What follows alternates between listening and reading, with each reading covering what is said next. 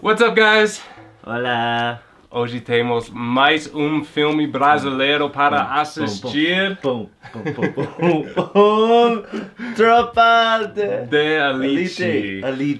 Elite. Okay. Vocês pediram e hoje eu vou mostrar esse filme. É um dos meus filmes preferidos do Brasil. And it's a little intense, so we've watched City of God. City of God. We've watched A Dog's Will. A Dog's Will, a classic, one of my favorites. Now, so Tropa de Elite, let me give you a little bit of context about the movie. So it takes place in and out of the favelas in Rio. It kind of shines a light on what the drug dealers' lives are like in the favelas, but it also talks about how the favelas affect the lives of everybody else who lives in the city, and vice versa. Yeah, like a favelas is kind of the key to everything. It unlocks everything, right?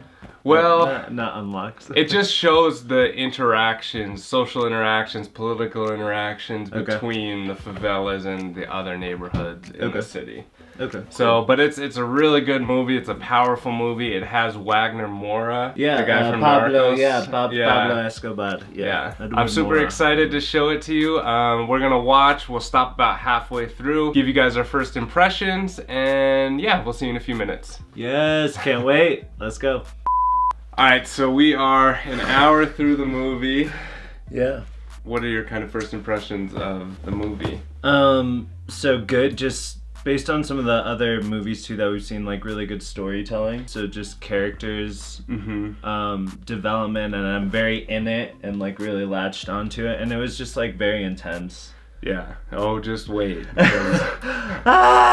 Yeah, it is the same kind of storytelling from City of God, the other Brazilian movie we watched. The way that they introduce the characters and then they kind of foreshadow what's going to happen later on in the movie with the initial scenes, and then work their way back to it. Again, like City of God, it's a movie that's really intense, kind of from the first few minutes. Really good storytelling, just keeps you on edge. Yeah, well, what's gonna happen. I mean, there's movies that you know it's not real, and then there's movies that you can see some of the harsh realities, and like that's why I'm so in it too, because there's like this sense of reality behind the whole thing. Yeah. Again, similar to City of God, just like the complicated relationship between cops and community, even the relationships between within the cops. Yeah. It's like everyone's like working against each other even when they're together. Like it's weird. It's crazy.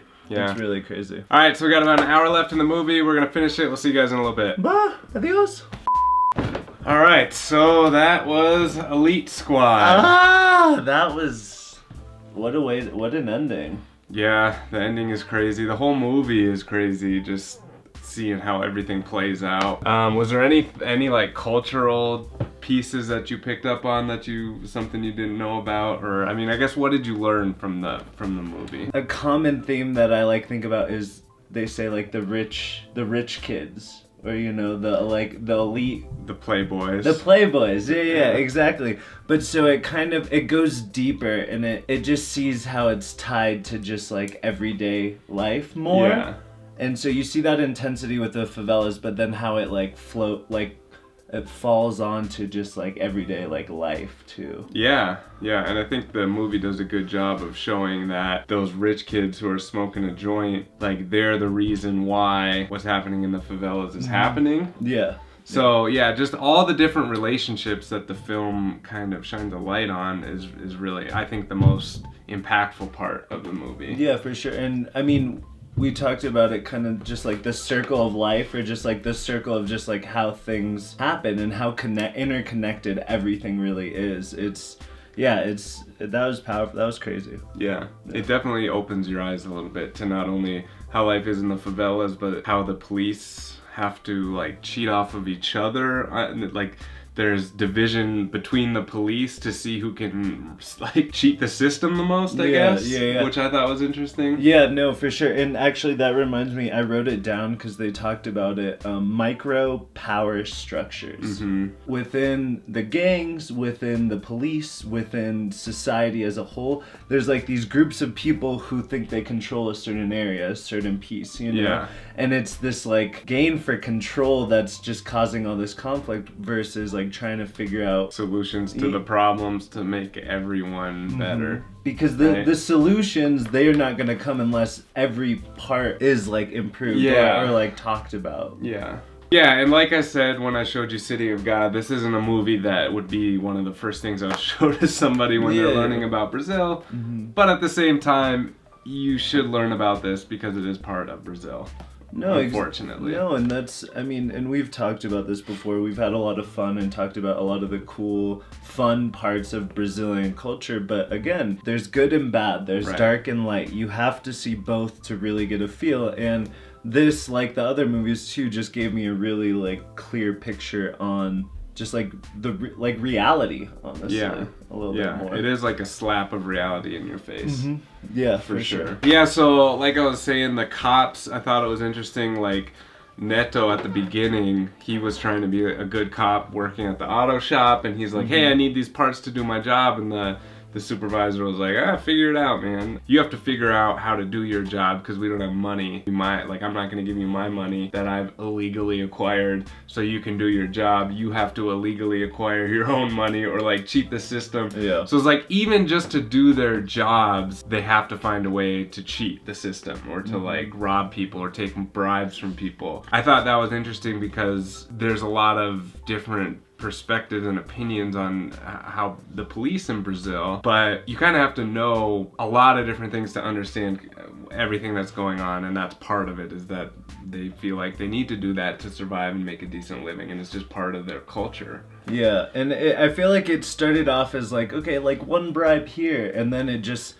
spirals and keeps going, and then the whole department, the whole police force, the whole country, like then that's how deep it goes. You know, it's upon every layer.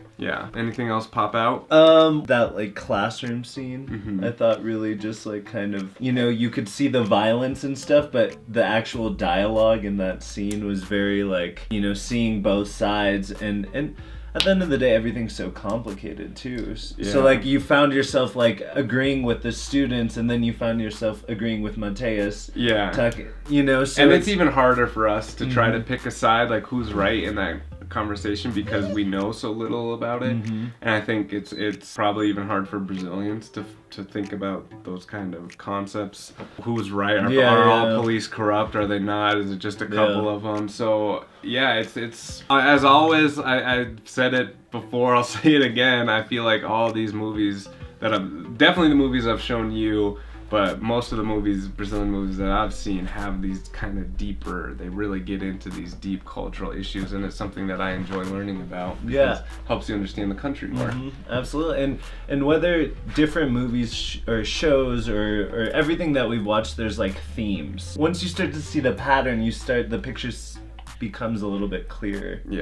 And even, I don't know if this is a stretch on my part, this is the last thing I want to say, but that the reality behind a lot of the issue was protection of the Pope. Because another theme that we've been common is that religion is really important, and so that they've done that in the past too. Like for the World Cup, I know that I don't even know exactly what happened, but I know that there was like a big push to make Rio safe for the Olympics because they were really worried about that. So I don't know what kind of if they used the same tactics. I would imagine that they did something similar and kind of just swept through and tried to suppress the violence while the world was watching. But it's like, it's like, okay, can we find a long-term solution to try to help everybody involved?